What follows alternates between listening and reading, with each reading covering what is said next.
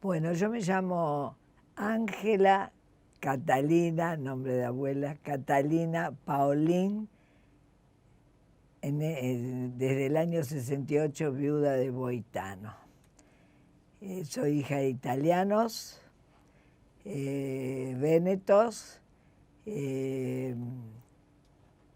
Me casé en el año 1951 con Miguel Ángel Boitano, también nieto de italianos genoveses. Y bueno, como mi marido me llevaba 12 años, yo, que tenía 21, pensé, bueno, me gustaría un papá joven. Y bueno, a los 6 meses quedé embarazada y el 19 de diciembre de 1952 nació Adriana Silvia Boitano. Éramos una familia hasta ese momento, como se ve, compuesta por 3 personas. Adriana amorosa, muy tranquila, muy linda. Y bueno, vivíamos con mi padre y mi madre. Después nos mudamos a la calle Mansilla, un barrio que me causa mucha gracia porque entro dentro de Recoleta, pero estoy ahí en el borde, y un departamento muy chiquito.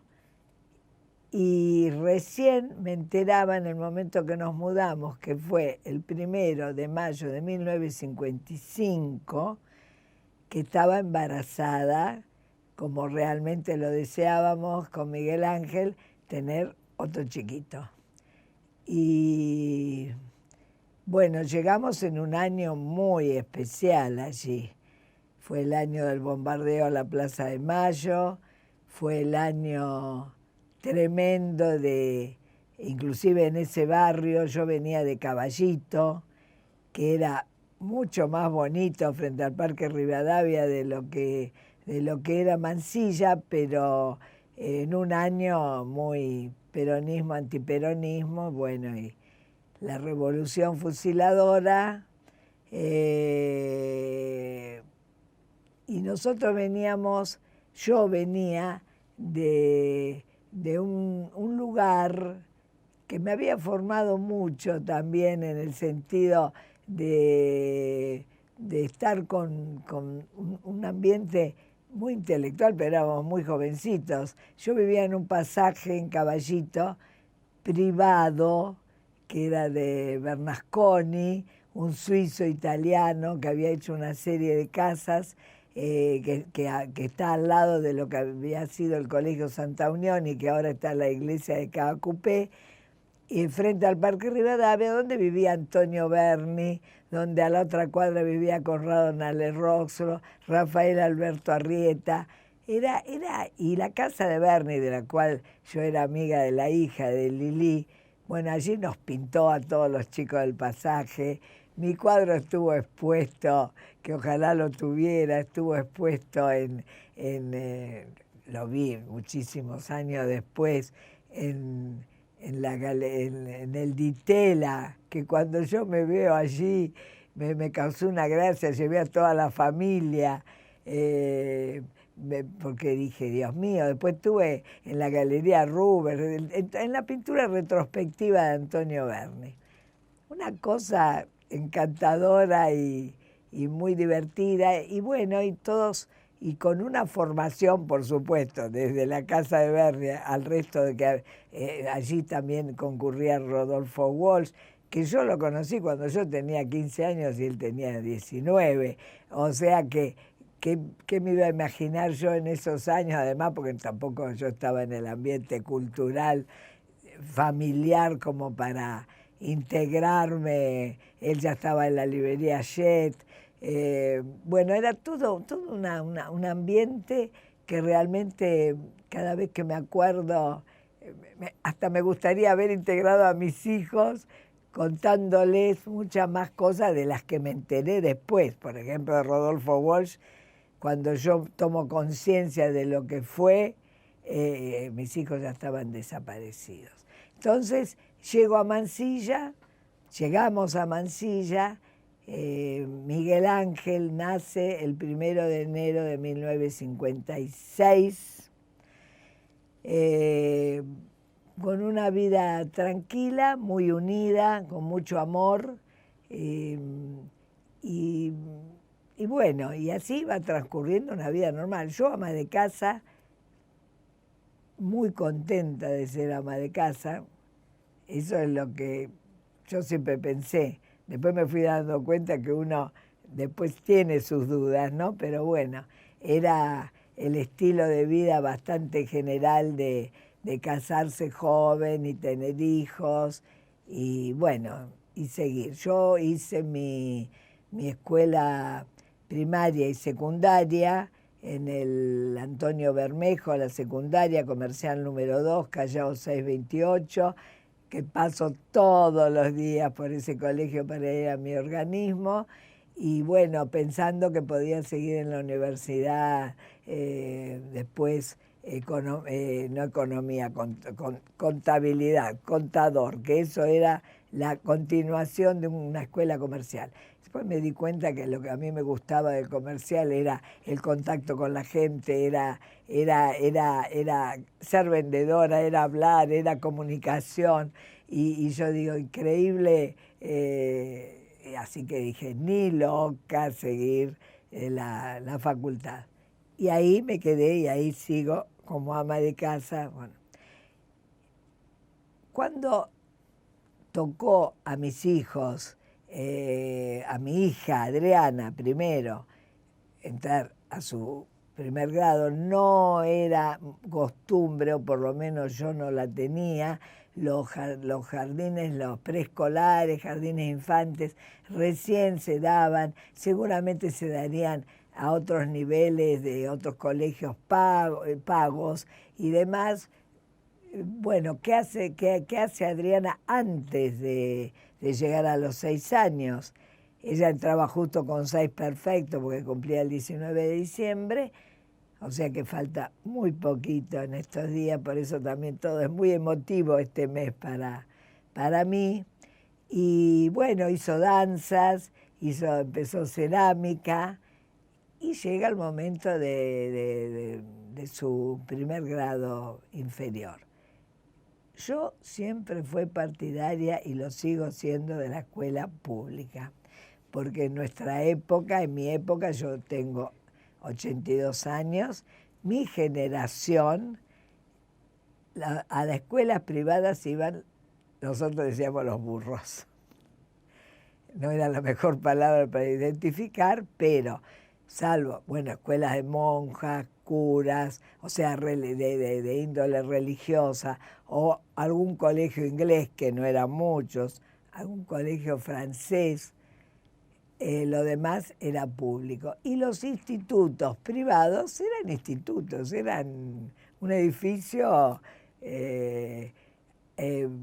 ¿cómo se llamaban? Institutos que estaban no asociados, sino conectados a las escuelas públicas, porque para tener título de secundario, todos los años las materias las tenían que aprobar en nuestros colegios.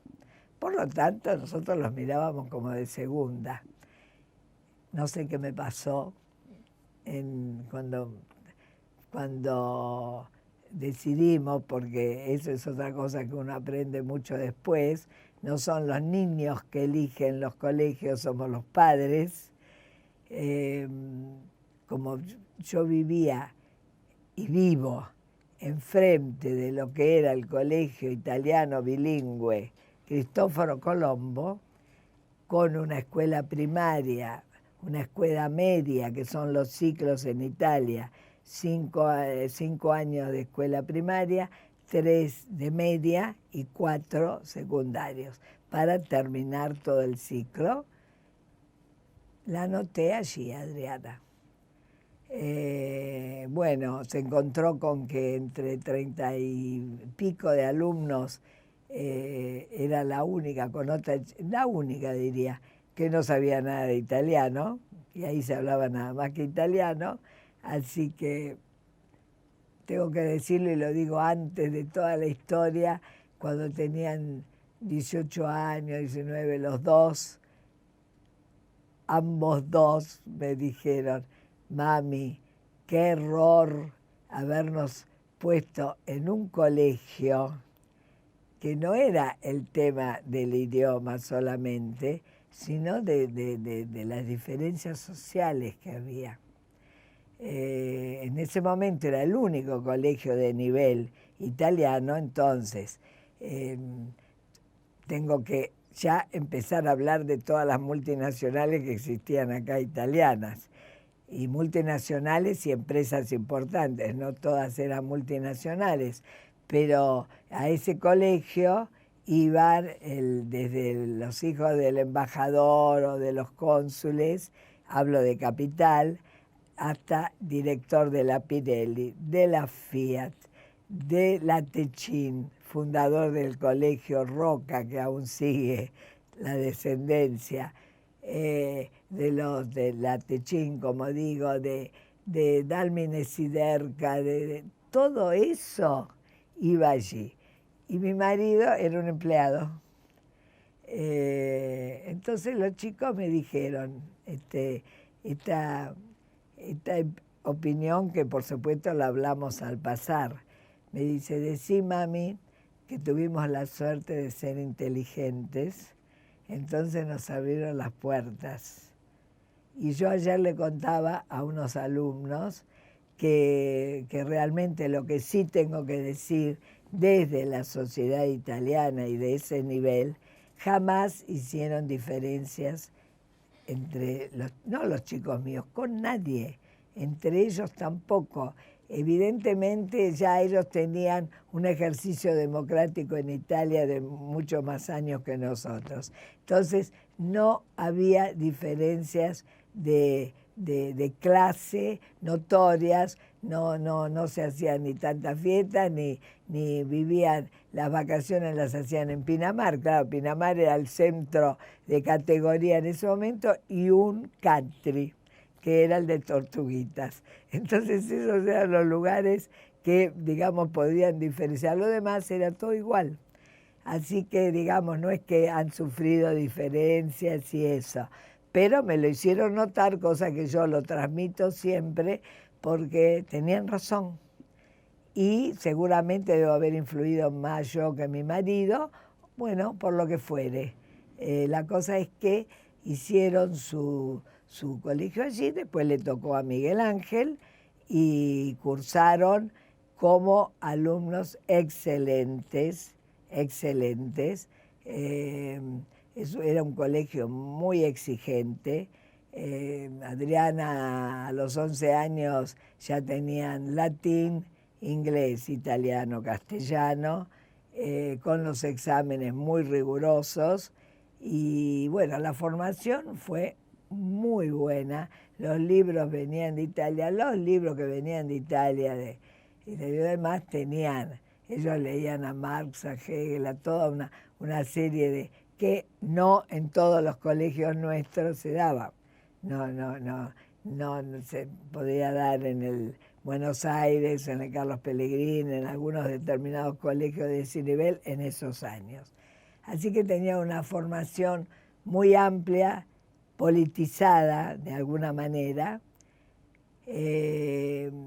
y bueno, el primer golpe fuerte que han recibido mis hijos y yo, mis padres, yo soy única hija, fue la enfermedad y la muerte de mi marido, que en un año se enfermó, tuvo una operación muy importante a corazón abierto de cambio de válvula, se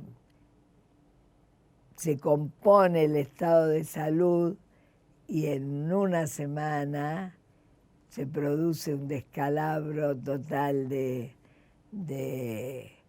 podía haberse dado inmediato a la operación y se dio unos cuantos meses después, y muere de un edema pulmonar, internado en el Otamendi, mi marido, el 11 de noviembre de 1968.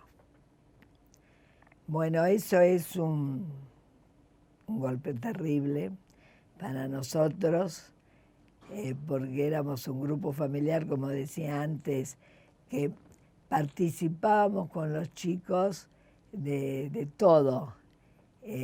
También nosotros como pareja, que estaba muy consolidada, era la época que a los chicos los llevábamos al Teatro San Martín a disfrutar de lo que era el teatro de Roberto Aulés, el de María Elena Walsh.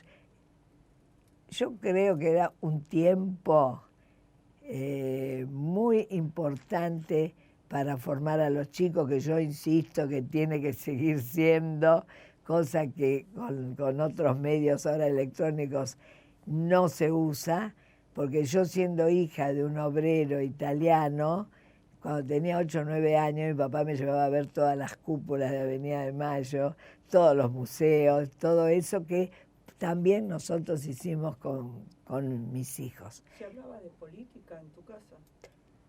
No, no.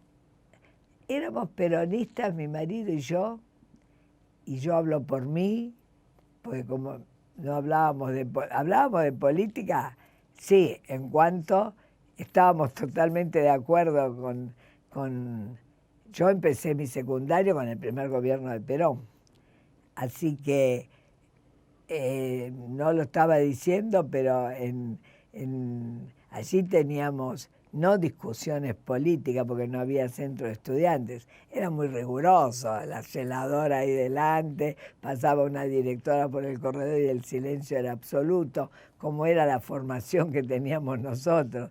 Por eso yo digo que de alguna manera también fuimos padres, algunos formados con represión desde los propios padres extranjeros y muy, muy fuertes, hasta la formación en las escuelas.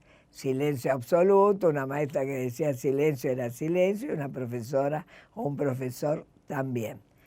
Entonces, lo del peronismo lo sentíamos, lo hablábamos entre nosotros, porque en la familia prácticamente éramos, de la familia de mi marido, que eran 10 hermanos, o sea que mi grupo familiar se agrandó enormemente cuando me casé. Éramos pocos los peronistas, inclusive de parte de mi familia.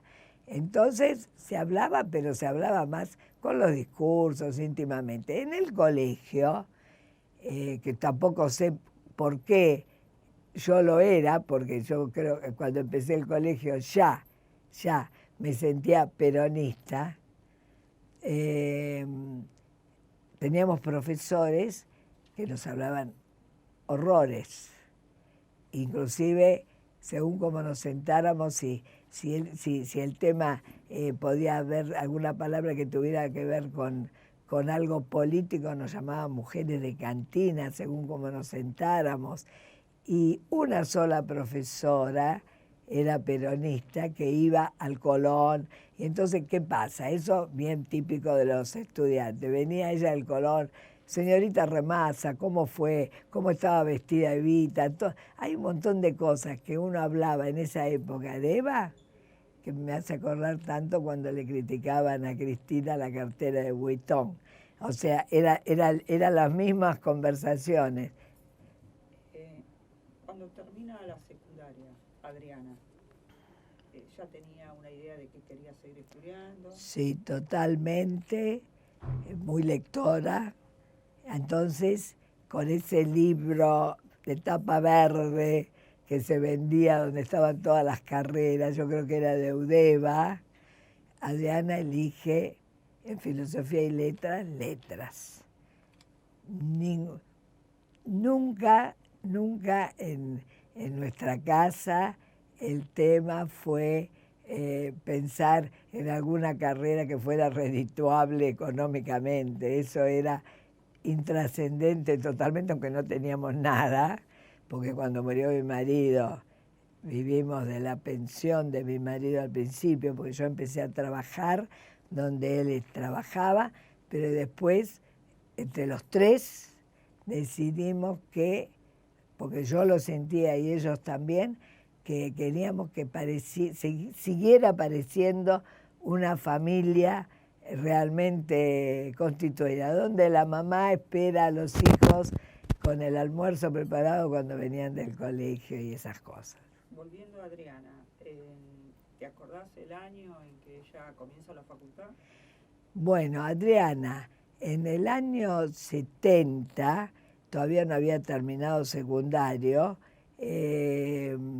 se da que una de las profesoras de italiano la consideraba totalmente apta para que se presentara al concurso que la Dante Alighieri hacía cada 4 años con escritos especiales para concursar por un viaje a Italia, y la empuja a presentarse con un trabajo sobre Maquiavelo, decimos nosotros, Machiavelli, dicen ellos, que tengo el borrador todavía, que por supuesto escrito por ella, y ganó el concurso con otras 4 chicas.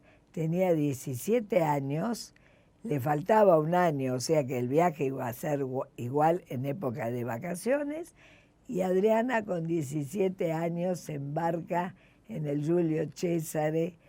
Eran todos estudiantes en ese barco de distintos colegios, y ella con esas 3 compañeras, que las había conocido en la Dante casualmente, era la más chica, un viaje que yo siempre me pregunté, que no sé si mi marido le hubiera permitido ir a los 17 años.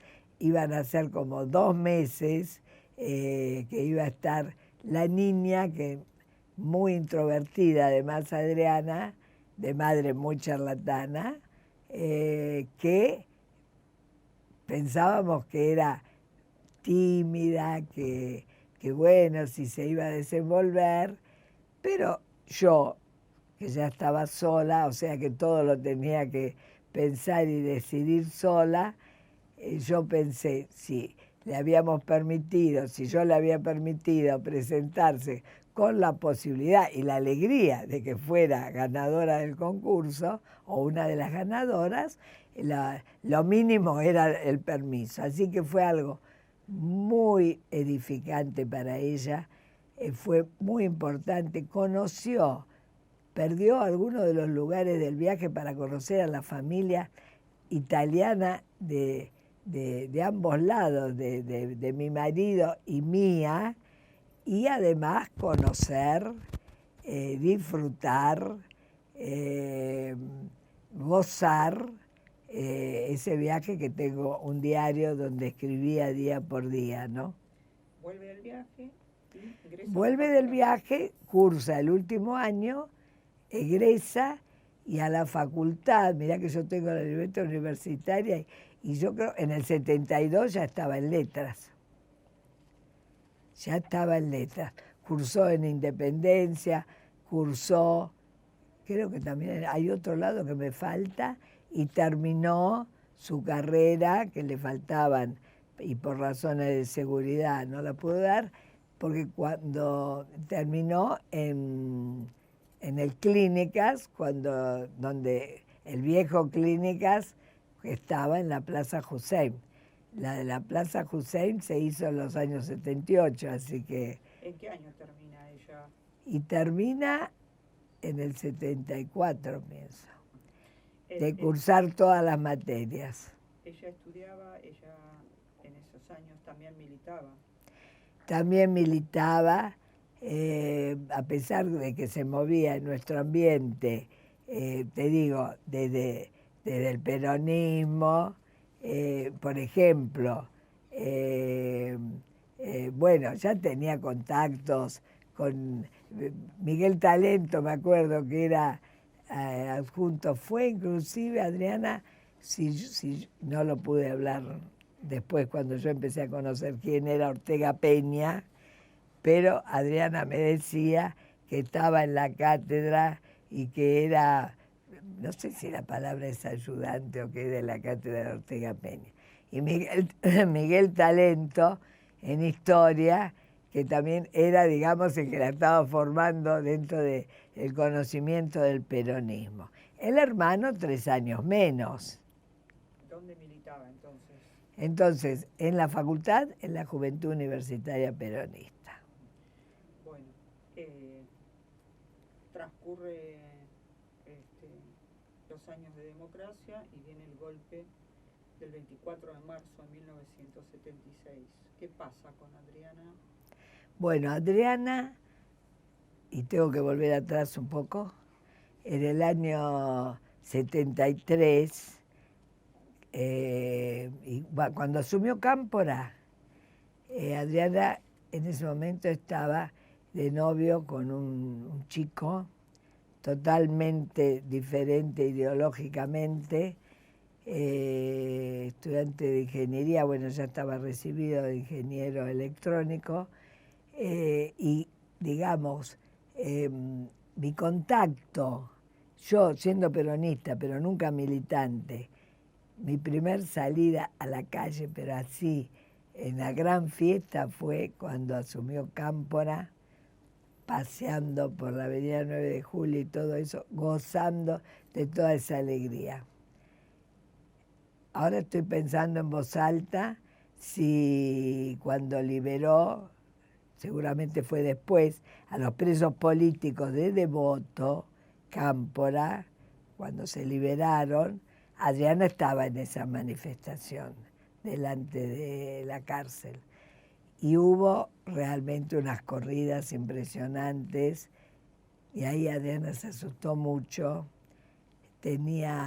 Yo me acuerdo que eso me lo comentó, tenía una campera amarilla y lugar donde ella subía y se movía. Y no porque fuera importante ella y su militancia, sino seguramente porque lo hacían con varios. Corrió mucho, se asustó muchísimo y al poquísimo tiempo Adriana decide algo que no figuraba para nada en su programa de vida, que era casarse con este chico. Entonces viene con su prima para decirme, mirá mamá, yo me voy a casar con Tommy, cuando ella me había dicho, si hay alguien con el que nunca me casaría es con Tommy. Y creo que tuvo mucho miedo Adriana. El casarse con Tommy significaba ir a San Pablo, Brasil, porque él estaba ya trabajando como ingeniero electrónico en la Siemens de San Pablo. Adriana tenía la posibilidad de trabajar en la SIAE, justamente por su conocimiento y por sus referencias italianas, que era como la SADAIC, o como la de los, no de música, sino de literatura, bueno, eso que no me acuerdo cómo acá lo llamamos, y trabajó allí. Y venía a terminar de rendir las materias bastante seguido. Cada viaje que hacía Adriana, y la última la rindió en los 1 de marzo del 76, le costaba muchísimo volver porque mi casa estaba llena de chicos que eran los compañeros de Miguel Ángel, que ver esa cosa tan fervorosa de militancia y de peligro y de todo junto, del 74, del 75, aquí hacía como que cada vuelta a Brasil fuera más dolorosa para ella. Después volvemos a ella, ahora vamos a Miguel Ángel. Miguel Ángel cursa, como Adriana, al colegio, excelente alumno, y más o menos alrededor de los 15 años, que además hacía teatro experimental y todas esas cosas que le gustaban, cuando todavía en el secundario italiano, a la vuelta de mi casa está el Colegio Nacional Belgrano, colegio estatal, nacional, que yo siempre decía que estaba lleno de atorrantes, porque eran muy lieros. Lo que sí nunca supe hasta hace pocos años, porque justamente de noche también iba el hijo de Tati Almeida y entonces me interioricé más de lo que había sido.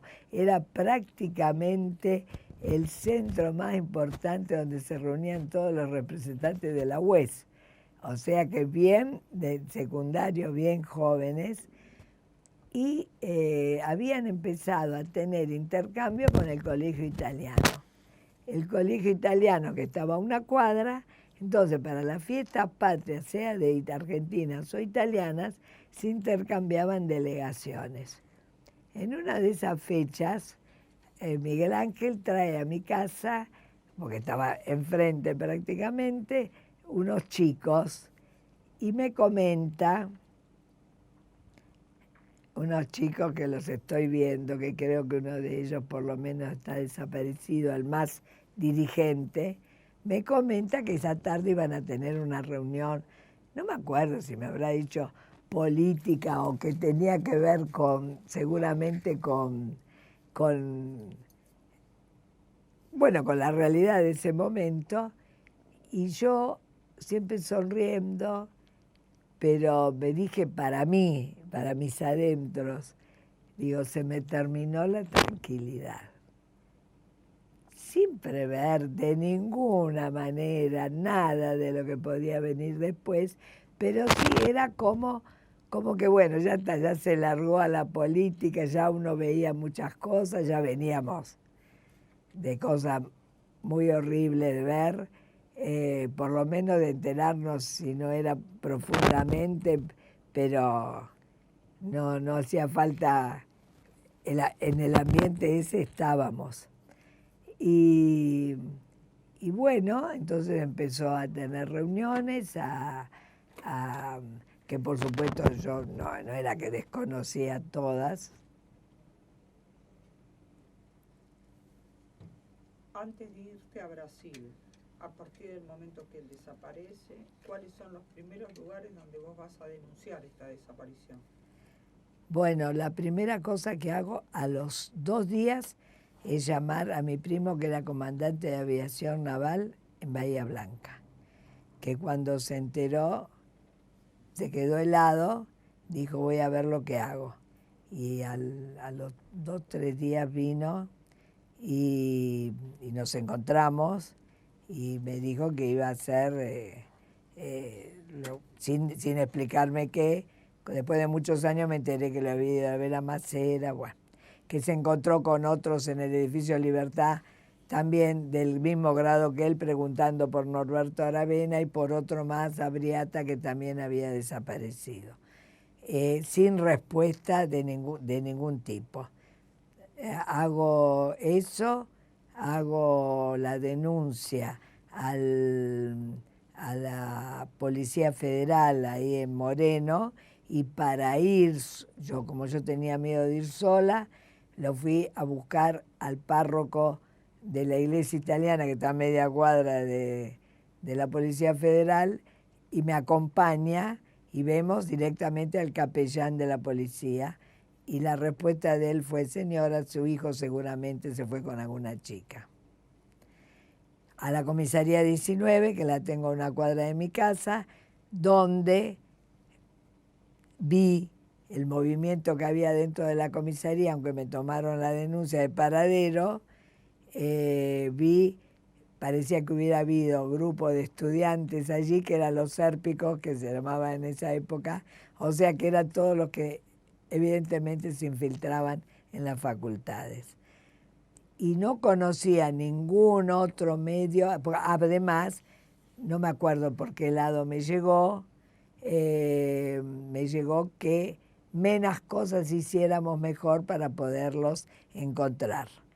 Lo que sí tengo que decir, que el 14 de mayo, que desapareció César Lugones, María Marta Vázquez y todo el grupo de Emilio Mignone, de la hija y el resto, como eran parientes de César, de mi marido, y por supuesto los chicos se conocían desde chiquitos y sabían de la militancia de ambos, me llamó el hermano para ver si yo podía hacer algo por César. Cuando Miguel Ángel llega de la facultad y yo le digo, Miguel Ángel, se llevaron a César Lugones, estamos hablando el 14 o el 15 de mayo, porque el 14 fue el día, me dice, uy, mami, seguramente no sabremos nada por 6 meses. Y él fue el 29 de mayo. Haces esas denuncias y te vas a Brasil entonces. Con eso de que nos estaban siguiendo, llegamos allá. Nos quedamos unos días, preguntábamos si acá había alguna novedad y ahí decidió Adriana, y yo también de alguna manera la presioné, discutió bastante con su marido, que de alguna manera además me acusaba como responsable de la militancia de mis hijos, y nos volvimos con los mismos medios de transporte. Nos fuimos a un hotel porque pensamos que la familia iba a estar en desacuerdo total de nuestro regreso, y al día siguiente yo fui a ver a mis padres, María Rosa fue a ver a sus, o los llamamos, no me acuerdo, y se acercaron a nosotros, yo sí fui a ver a mis padres con Adriana, y ahí decidimos que teníamos que alquilar algo para ir las tres juntas. Después Adriana empieza toda su revisación y toda su consulta con médicos, y mientras, bueno, lo que no dije antes es que había ido también, recomendada inclusive por mi primo, aunque yo sabía de la existencia, a Monseñor Gracelli, ahí a la iglesia de la Marina, ay, mira vos, está enfrente Comodoro Pi, en este momento se me borró el nombre, Estela Maris, a Monseñor Gracelli, que supuestamente podía dar respuesta, aunque sabíamos que bueno, era el secretario de Tortolo, el vicario castrense, así que, pero todo lo que se podía hacía a ese nivel y hasta ese momento individual totalmente. Y Monseñor Gracelli me tomó los datos, yo vi muchas madres allí, y cuando volvemos, yo había dejado el número de teléfono a mi cuñada, llaman de Gracelli para que me presentara. Me presento con muchas ilusiones, y cuando llego había otras 4 madres, todas salían llorando, a mí me tocó última, y con mucho desparpajo me dice, ¿en qué libro estará su hijo, señora? ¿En el de los vivos o en el de los muertos? Mira, revisa, no figura Miguel Ángel Boitano, entonces me dice, yo le diría que ya no busque más. A todo esto, cuando yo lo denuncié, el secuestro de Miguel Ángel, le dije que mi primo me había dicho, y lo hice profeso, que a lo mejor habían sido los mismos compañeros montoneros que se lo habían llevado. Y él me dijo, señora, dígale a su primo que son los militares. Bueno, eso fue la respuesta de Gracelli. Mi hija, yo tenía que estar con mi hija acompañándola en la situación de la intervención quirúrgica, la hace, se mejora, alquilamos un departamento a las 3 en Beiró y Emilio Lamarca, muy cerca de los padres de María Rosa, muy cerca de mi prima, que ella desconocía que vivíamos ahí, y llega el momento que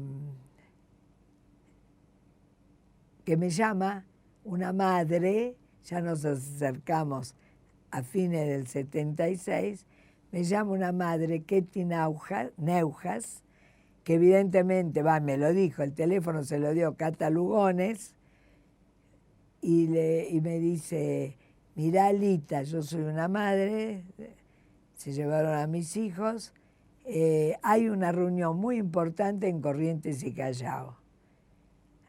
Yo fui con el hermano de César Lugones pensando que ahí ya teníamos respuestas.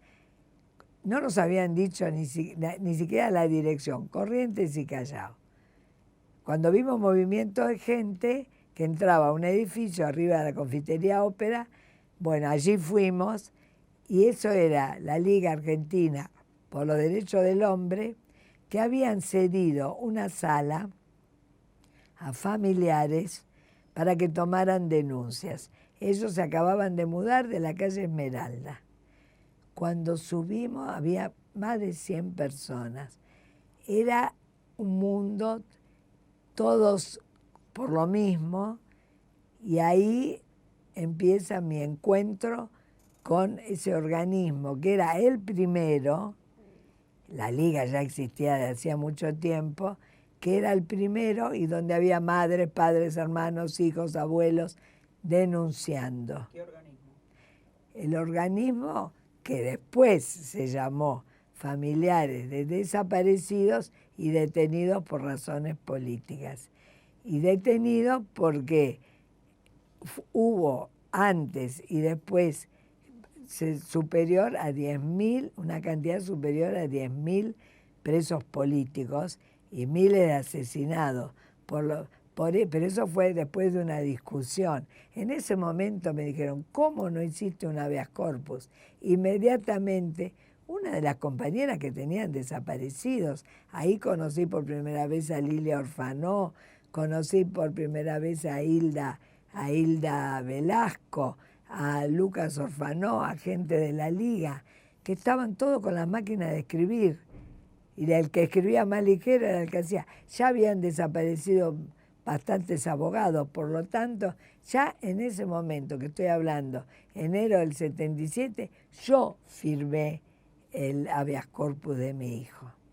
Entonces, ahí empieza mi conocimiento del organismo, mi asistencia al organismo, pero iba solamente una vez por semana porque como nos habíamos mudado a ese departamento, eso había que pagar el alquiler. Yo había salido además de garante con la escritura de mi departamento quedó totalmente cerrado, solamente fue mi mamá 2 días después, porque teníamos nuestra perrita Greta y se la llevó a su casa, o sea que mi mamá era la que entraba y salía. Entonces, en ese organismo donde empezamos a tener conocimiento de las cosas que había que empezar a hacer, al poco tiempo se desprende un grupo de madres, porque, y eso lo digo como anécdota, pero la mayoría eran peronistas de los desaparecidos, y estábamos en un lugar que tenía mucha preponderancia el Partido Comunista. Y hasta teníamos miedo de estar perjudicando a nuestros hijos funcionando allí. Entonces algunas madres empezaron a funcionar en las iglesias. Entonces mi mamá iba a las reuniones en las iglesias y yo, que estaba trabajando en un consultorio, iba a la asamblea de familiares. Y después fue mi lugar de militancia en derechos humanos hasta el día de hoy.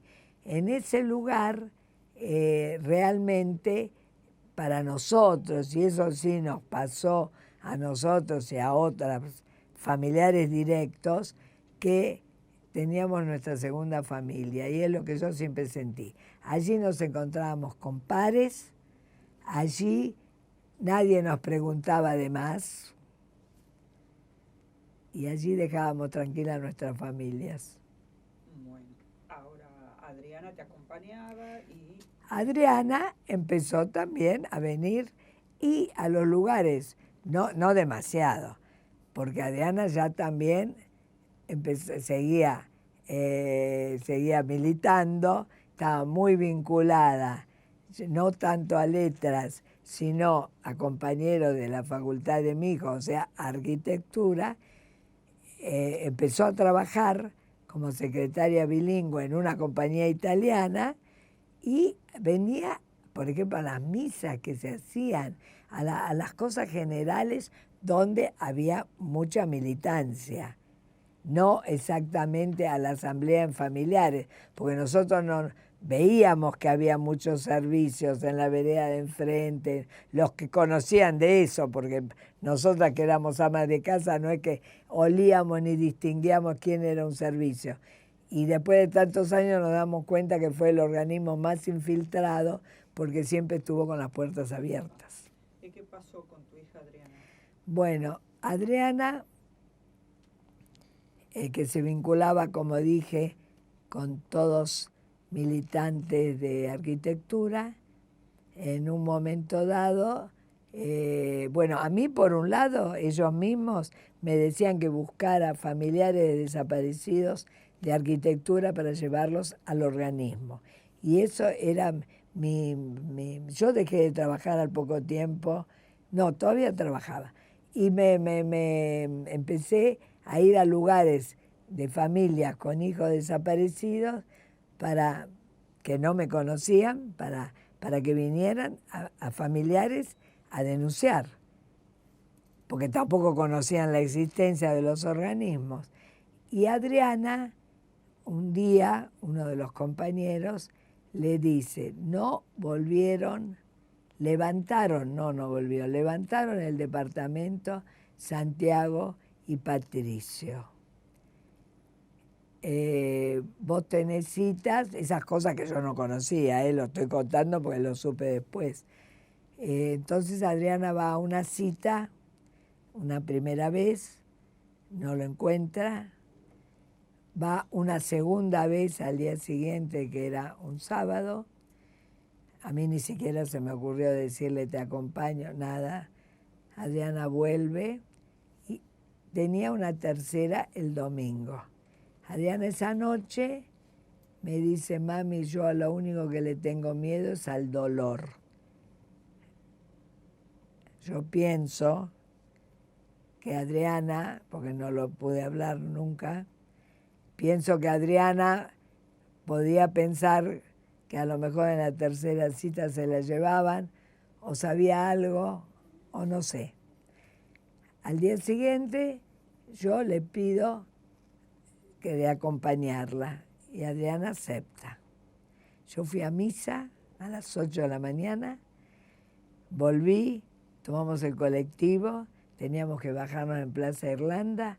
Adriana, en el colectivo, no antes, me dice, mira mami, no vamos a ir las dos al lugar de la cita. Vas vos, yo espero acá en la plaza, y dentro de, no sé, porque yo tenía que hacer 5 cuadras, no sé si me habrá dicho a los 10 o 15 minutos, yo voy hacia vos por la vereda de enfrente. Yo hago eso, no lo encuentro, a este chico, vuelvo, yo tengo mucha costumbre de mirar hacia el piso cuando camino, pero en un momento levanto la vista, estábamos caminando sobre la calle Nicasio Oroño. No había un alma, eran las 10 de la mañana, un día domingo. Yo levanto la vista y a unos 40 metros, yo creo que eran, porque no es que tenga mucha vista, la veo a Adriana, que estaba toda vestida de turquesa, y en el mismo momento que la veo, 2 hombres la agarran de los hombros, la ponen adentro de un auto negro. Me pareció ver un brazo en el respaldo del asiento de atrás y esos dos, uno sube al auto, no, los dos salen corriendo a un auto que estaba enfrente paralelo, estacionado, y salen a toda velocidad. Yo me quedo clavada, me persigno, no sentí un grito, yo no oí nada. Y un auto en la otra esquina, celeste, con los faros encendidos, que miraba hacia nosotros. Yo en ese segundo dije, viene hacia mí ahora. No, dio la vuelta y siguió. Entonces, ya me lo habían dicho antes. Salgo corriendo, camino contramano. Después que hice 2 cuadras contramano, tomo un taxi, me voy al departamento allá Beiró, toco el timbre y no sale nadie. Yo dije, ya vinieron acá, porque habían quedado la novia de mi hijo en el departamento con otro chico que estaba parando ahí. Y ellos habían dicho, si en 2 horas no vuelven, levantamos. Yo toco el timbre, no hay nadie, le pregunto al diarero, el diarero me dice, su sobrina está en el almacencito con un muchacho.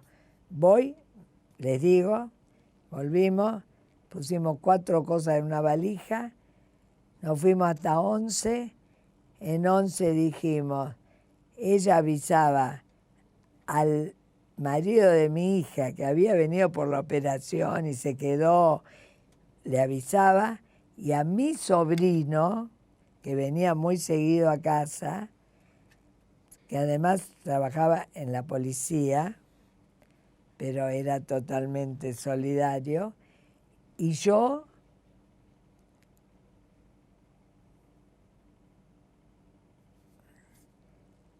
ahí en 11, y yo me voy a la casa de mis padres.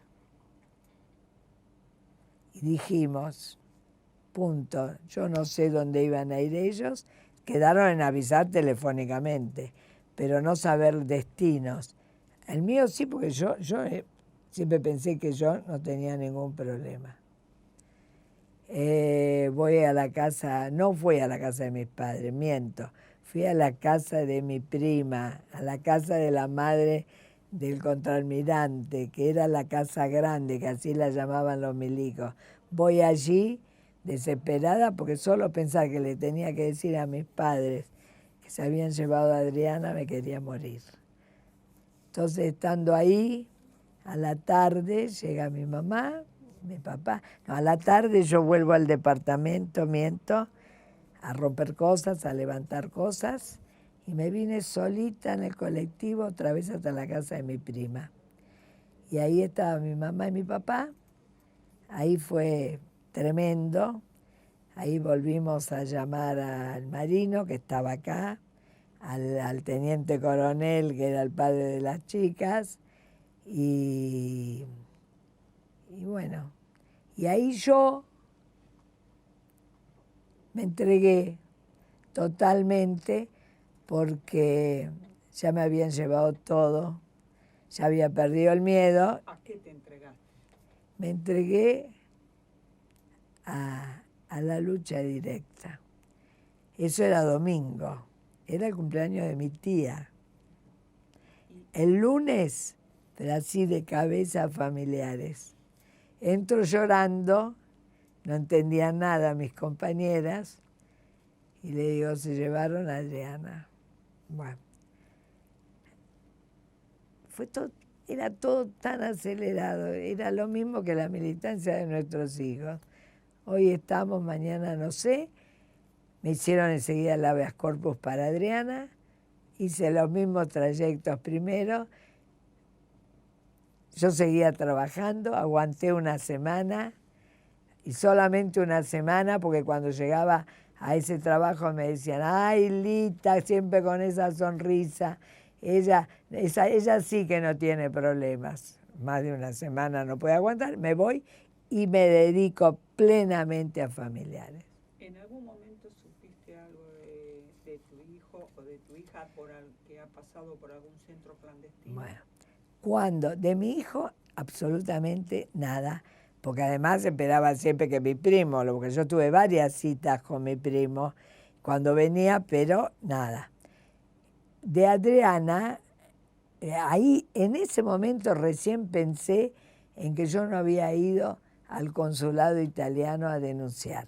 Eso, como hija de una italiana, que yo no tenía ciudadanía, pero de hecho era italiana, habían hecho la escuela bilingüe, habían sido premiados dentro del consulado y todo eso. No se me había ocurrido jamás ir, cosa que ya muchas madres lo habían hecho. Entonces ahí es donde yo lo aprendí en familiares eso.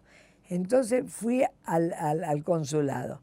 Llego al consulado, ya había cambiado el cónsul que estaba antes, que había sido totalmente solidario, que había escondido militantes en el sótano, y ya había otro.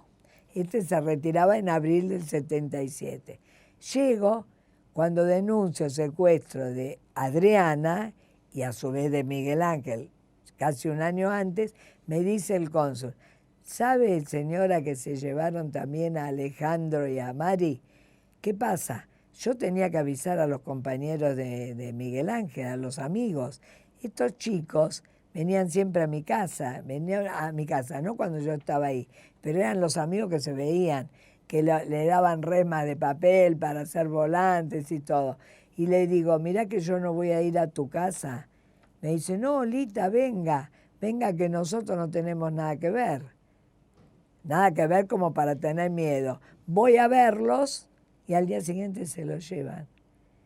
Pero no sé con qué influencia, porque al mismo tiempo que el cónsul me dice, se los llevaron, pero quédese tranquila porque ya están en Italia. Habían pasado en total una semana. El padre, que era un ingeniero italiano, no sé cómo, logró, por suerte y gracias a Dios. Esos chicos la vieron a Adriana. Me lo dijeron mucho después. ¿En dónde? En Italia. No, ¿dónde la vieron, Adriana? En el campo donde ellos lo llevaron. ¿Cuál es? Que según ellos dijeron una comisaría, nada más. Mi dedicación a pleno a familiares porque era lo que sentía, porque todo, y además porque podía, porque ahí es donde había muchas madres que tenían hijos, algunos presos, desaparecidos. Yo, mi vida dedicada a pleno, todos los días a familiares. ¿Familiares te elige para qué? Llegamos a enero del 77 y como yo tenía dentro de cuando íbamos a ver obispos y demás, no, del 79, me estoy equivocando, a enero del 79, más o menos educada, yo soy católica, o sea que no tenía un trato grosero, me eligen en familiares para representarla. Ya Telma Jara estaba en México, porque había ido a ver a su hijo, para que las dos representáramos a familiares en la tercera conferencia episcopal latinoamericana. Cuando familiares, incluso me da el dinero para hacerme el pasaporte, una compañera me cita y me dice que yo no iba a viajar con el grupo de madres exactamente, sino unos días después, porque iba a acompañar a un un chico militante que yo había conocido una vez y que realmente yo pensé que lo estaba acompañando para sacarlo del país. Eso es lo que realmente pensé, porque como nosotros en el 79 todavía los buscábamos vivos a nuestros hijos, yo dije, si mis hijos necesitaran una madre que los ayude, yo lo tengo que hacer. Viajo con este chico vía Brasil, él viajaba un día después a México, yo un día antes, en Brasil se conecta con otra gente, llego a México, me reciben, me llevan a Puebla, me quedo una noche en el DF, en esa casa, me llevan a Puebla y allí me encuentro con el resto de las madres.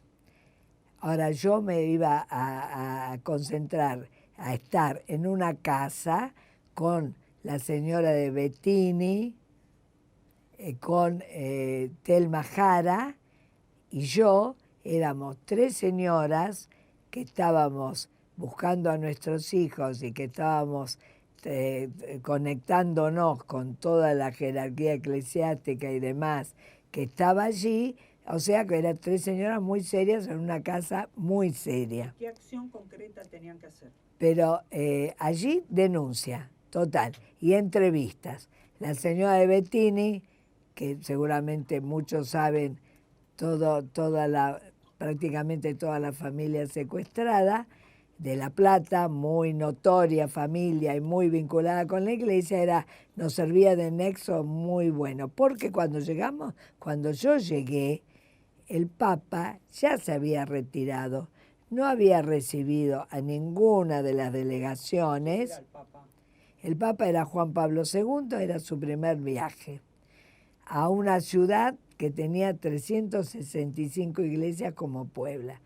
Entonces, había al mismo tiempo un congreso paralelo donde estaba lo más alto de la teología de la liberación y obispos y brasileros, ecuatorianos y demás que eran totalmente solidarios con las causas de toda América Latina. A los 2 días de estar yo ahí, me dice la señora de Bettini: Lita, te tengo que dar una mala noticia. El chico que viajó con vos era un secuestrado de la ESMA, que Macera lo había puesto afuera para marcar gente en Puebla. Yo ahí era otra segunda muerte mía, porque a mí no me preocupaba yo, sino que yo tenía que estar. Yo me fui por 15 días de acá. Yo tenía que estar buscando a mis hijos en la Argentina, no afuera. Yo tenía mi padre y mi madre acá, y mi lugar con mis compañeras era Argentina. Mi misión allí era solamente denunciar. Bueno, me quedo con estas 4 madres, con Marta Vázquez, con Telma Jara, con Marta Bettini. Nos quedamos una semana en el seminario, hicimos las entrevistas más increíbles, y no las nombro porque si no sería muy largo, y mientras tanto trataban de ver qué hacían conmigo los compañeros que estaban allí, porque algunos me dijeron si me animaba a volver clandestinamente. Yo no había salido nunca de mi casa, así que eso era como mandarme a la nada.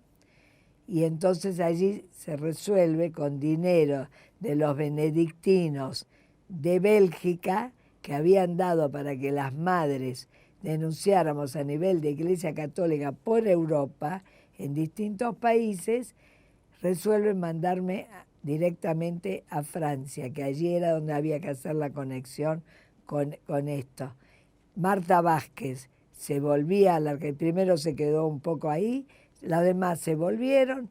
Telma Jara se vuelve. ¿Vos vas a Francia? Y yo voy a Francia. Y a Telma, a los pocos días, la secuestran en la Argentina. ¿Vos qué haces en Francia? Entonces llego allí, me reciben compañeros familiares de desaparecidos, el exilio, parte del exilio que estaba allí, y ahí empiezan a darme instrucciones, porque todos los lugares donde íbamos para denunciar a nivel de iglesia eran militantes formados en la teología de la liberación. No era cualquier militante, eran todos vinculados a la iglesia de alguna manera. De París, Bélgica, de Bélgica, Holanda, de Holanda, Suecia. Imaginen lo que es Lalita Boitano haciendo todo esto. Pero una cosa que nos identificaba a todas era que hasta en Amnesty, me acuerdo muy bien, en París, yo me entrevisté con la gente de Amnesty antes que llegara un grupo de 8 madres de la línea de madres de Plaza de Mayo, no de familiares, allí. Y yo pedí permiso a Amnesty si podía estar con mis compañeras, porque a mí la locura mía era encontrarme con las compañeras que además eran las que estaban acá, día por día. Entonces me dijeron que sí, y las madres, María Adela Antocolé, cuentan, y eran lo mismo que decíamos, como en todos lados, decimos la verdad, y la verdad es una sola. Entonces, después de hacer todo ese giro, y volviendo a Francia, y después yendo a Ginebra, allí es donde nos dicen que el único que podía hacer algo era el Papa. Y yo voy a Roma, no era que estaba... Cuando yo entré a Italia, entré sin que me conociera nadie de mi familia, así que fue un encuentro de 2 días y después directo a Roma, y de allí no me moví en 5 años. Entonces, allí es donde con Marta Bettini y Juana Betanín, que ya estaba en Italia, otra madre con media familia destrozada, inclusive ella secuestrada y torturada, nos vamos a la Plaza San Pedro, ahí corriendo, nos metimos en medio de la gente, le pedimos una entrevista a Juan Pablo II, Cuando fuimos a buscar la respuesta nos dijeron, lamentamos mucho, pero el Papa se va a Irlanda.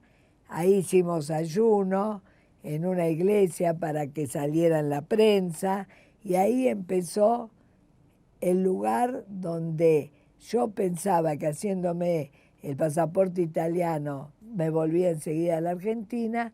Tardé 1 año y medio sin documentación y haciendo con los compañeros que ya estaban en el exilio de mucho antes y otros que llegaban en esos momentos, expresos políticos que le daban la visa y llegaban a Italia.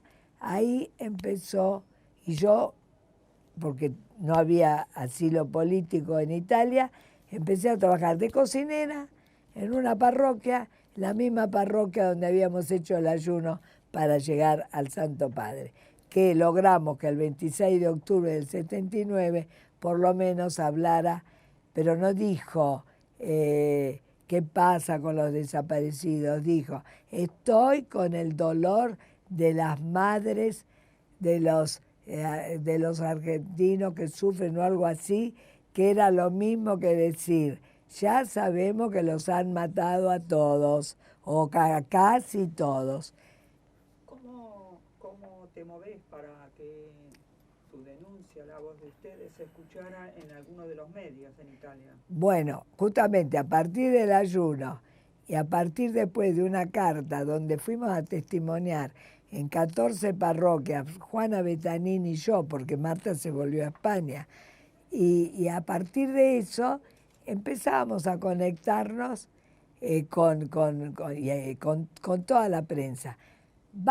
Empezamos a llevar comunicado de prensa porque el interés nuestro y el trabajo, y eso es lo que hizo que yo no me sintiera abandonando la lucha, era que todo lo que hacíamos, especialmente los que éramos familiares, como también Dora Salas y demás, era sobre lo que acá se necesitaba.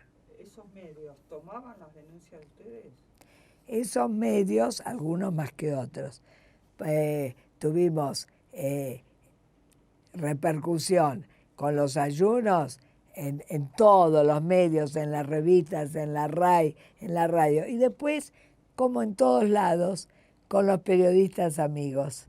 Entonces, ¿dónde íbamos a recurrir? Al periodista amigo, al de la televisión de la RAI 3, que era la de izquierda, a todos esos, a la familia cristiana, la revista Familia Cristiana, que son las paulistas, nos publicaba todo. Esas repercusiones en los medios, ¿qué resultado les dio a nivel político? ¿Qué iban consiguiendo? Bueno, conseguimos algo muy importante, pero fue también en respuesta a una solicitada que nos pidieron desde acá, desde nuestro organismo de familiares, que fue tal el revuelo que hicimos, porque le hicimos firmar por todos los secretarios de partido en Italia, y le dijimos que se iba a publicar algún día. Para eso se necesitaba mucho dinero. Yo llamo, me dan un presupuesto para el Clarín y me dicen $5.000. Empezamos a juntar $5.000. Tardamos 1 año. Claro, con buena o mala intención no le avisamos que le íbamos a publicar. Tampoco sabíamos qué día salía. El día 5 de enero de 1982 sale, de 82, sale la solicitada publicada en Clarín acá, impresionante, un tamaño enorme, o sea que yo había entendido mal, era más de 1/4 de página de Clarín, dirigida a la Junta Militar, y como nosotros, también con una muy buena intención, pusimos como primer partido el republicano, que no era el primero, pero sí en ese momento era el canciller, era el primer ministro, los militares pensaron que era el gobierno italiano en pleno que pedía, y eso que poníamos secretario de partido. Ahí empezó, sumada a las investigaciones en Italia que ya se estaban haciendo sobre la P2, Licio Gelli, ya no sé si se sabía en ese momento, pero ya Basterra en la ESMA le había hecho 3 pasaportes falsos a Licio Gelli en la ESMA. Con uno de esos lo detuvieron en Suiza. O sea que toda esa investigación en Italia demostró que el gobierno italiano era connivente totalmente con la dictadura militar y que los apoyos que habíamos tenido del consulado o algo había sido totalmente personal y arriesgado, tal es así que el cónsul perdió su carrera política, el cónsul Calamai. A partir de esas investigaciones, el 29 de noviembre de 1982, si no me equivoco, día más, día menos, sale publicado en el Corriere della Sera, que era La Nación Nuestra, por primera vez los desaparecidos italianos e ítalo-argentinos. Por un mes tuvimos prensa en Italia, estamos hablando 82. Guerra de Malvinas. Allí conocíamos todos los verdaderos testimonios, los verdaderos noticieros ingleses, lo que estaba pasando acá. Bueno, todo eso se juntó cuando salió la publicación, las publicaciones esas, hubo bastantes problemas diplomáticos. Tanto es así que una diputada de izquierda italiana me dice: mirá, los derechos humanos son muy importantes, pero también las relaciones económicas. Y no tengo que dejar de decir algo muy importante, que eso lo sufrieron y lo siguen sufriendo dentro de la historia del Partido Comunista, que era el primer comprador de grano, dicen en Italia, de trigo en la dictadura. Entonces, en Ginebra, todo lo que se hacía, y Emilio Mignone era el que se presentaba todas las veces, ¿no? Vetaba el tratamiento del tema de los desaparecidos en Ginebra, en la Unión Soviética. Lita, ¿cómo llegan a que el gobierno de Italia tenga que tomar la denuncia y hacer un juicio? Tomar la denuncia. Cuando se publica todo esto, la embajada italiana acá abre las puertas. Entonces ahí empieza toda la gente a testimoniar acá. Entonces nosotros en Italia, con el grupo de compañeros, pedimos una entrevista con el ministro de Justicia y le pedimos que se abra un juicio contra la Junta Militar por los desaparecidos italianos e ítalo-argentinos. Un artículo del Código Penal italiano permite juzgar a los asesinos de ciudadanos italianos en otros países. Para eso, eso no es que se pueda hacer por genocidio, tiene que ser personal. Por lo tanto, y con cuerpo recuperado. Entonces, el juicio que se empieza en el 83 por 8 causas, entre ellos la hija de Estela, el hijo de Morresi, eran porque eran cuerpos ya recuperados y por antropólogos forenses. Ese juicio, cuando las elecciones en Argentina, nosotros queríamos volver, todos queríamos volver. Lo seguimos allá todo hasta mediados del 83. Ustedes acusan a 7 militares, ¿me puedes dar los nombres? Acusamos, por las causas que teníamos, acusamos a Suárez Mason, al general Riveros, al capitán Gerardi de Prefectura, por 2 sardos, esos eran los únicos italianos, por el astillero Mestrina y Astarza, y a 4 suboficiales de Prefectura. Eso queda en suspenso cuando nos volvemos. Y las leyes, bueno, el juicio del 85 contra la Junta, y después la ley de obediencia debida, punto final, y los indultos de Menem, hace que no nosotros en la Argentina, sino los abogados de Italia y los compañeros en Italia nos preguntan si no era momento de retomar ese juicio que se había iniciado y que había quedado allí encajonado. Y ahí es donde se retoma el juicio, que para no hacerla larga, se retoma los primeros testimonios en el 90, 89, 90, 91, y en el 96 vienen acá para poderlo hacer directamente, tomar los testimonios acá en tribunales. Estábamos todos en tribunales y Menem saca un decreto de no territorialidad y anula toda la presencia del juez, del fiscal y todo en Italia. Eso no fue un inconveniente, tomamos los testimonios acá, se siguió en Italia y en el año 2000 tuvimos la primer condena a cadena perpetua, no ver el sol por 3 años, bueno, a Suárez Mason, en ausencia, eso hay que tenerlo claro. Desgraciadamente, en ausencia a Suárez Mason, a Riveros, y 25 años a Gerardi y los otros. En el 2003 la segunda sentencia y en el 2004 la definitiva. Lita, vos te dan una condecoración importante en Italia. Contanos cuál es la condecoración y por qué razón te la dan. La condecoración me la dan en Italia, pero me la entregan ya en Argentina, en la embajada, porque, por suerte, el 16 de diciembre del 83 yo ya estaba de vuelta. Eso fue la alegría, una de las más grandes que tuve en esa etapa de mi vida. Y bueno, por la labor de lucha por los derechos humanos. ¿Cuál era esa condecoración? La condecoración era Commendatrice, que era la superior condecoración. No me pregunte las otras 2 palabras, pero el suo lavoro per i diritti umani, firmada por...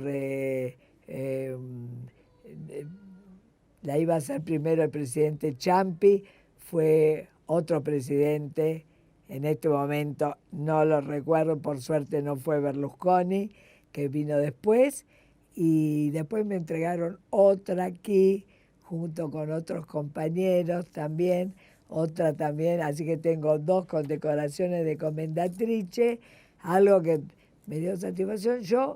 La satisfacción no es personal, yo considero, lo dije siempre, lo sigo pensando, pero nuestros hijos se merecían nuestra lucha, que no somos madres especiales, somos madres como cualquier otra, que con más entrega o menos entrega, justamente por lo que dije antes, que yo entregué mi vida porque estaba sola, porque mis hijos se lo merecen, pero además porque podía.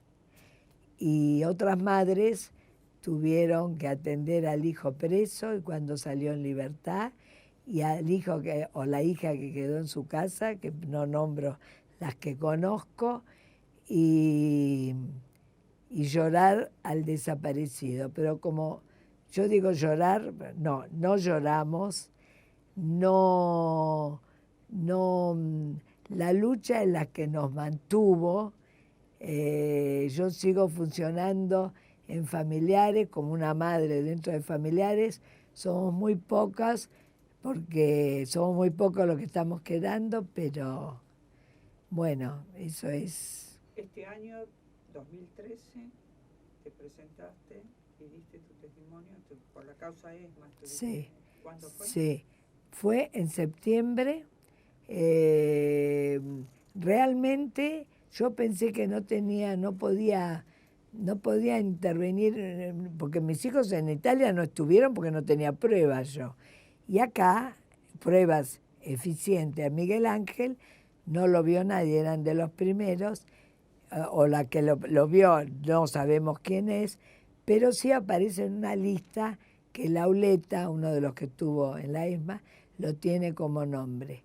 Entonces, no sabía si podía aportar o no. Y tengo que agradecer a la Asociación Hijos, que funciona también en mi organismo, y que me dijeron, mira, Lita, vos tenés que testimoniar por tu hijo y por toda la lucha, que de alguna manera también tiene que saberse todas las cosas que se fueron haciendo.